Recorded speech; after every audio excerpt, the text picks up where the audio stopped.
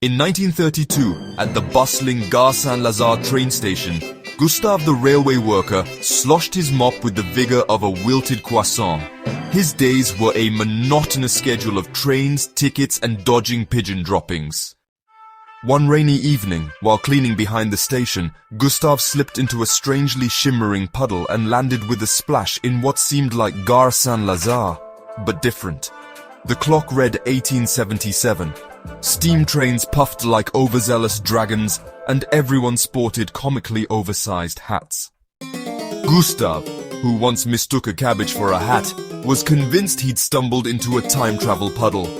"I'm a Chrononaut," he declared, brandishing his mop like a magic wand. Eager to test his discovery, Gustave swiped a fancy top hat from a pompous passenger, who chased him, yelling, "Ruffian!"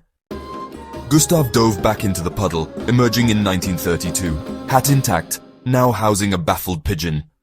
Time conquered. Next, he aimed to save his younger self from marrying Madame Clotilde, whose snoring could rattle a freight train. Back into the puddle he plunged, landing in 1905.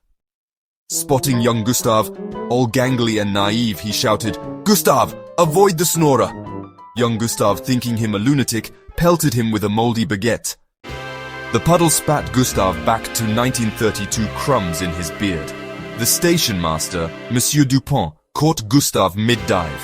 In a gruff voice, Dupont barked, "Why are you splashing in puddles, you idiot?" Gustave, barely catching his breath, replied, "I'm rewriting fate!" Dupont just scoffed, explaining that the so-called portal was really just a reflective puddle catching the station's gaslights, maybe a bit amplified by Gustave's wine-soaked imagination and, well, a bump on the head. Before Gustave could even argue, a torrential flood swept through, washing away the magical puddle in a muddy deluge. Still, undaunted, Gustave kept the top hat, named the pigeon Claude, and spun hilarious tales of his time travels that echoed through the station. By 1933, he was a legend. Not for bending time, but for telling the best stories between Paris and Le Havre.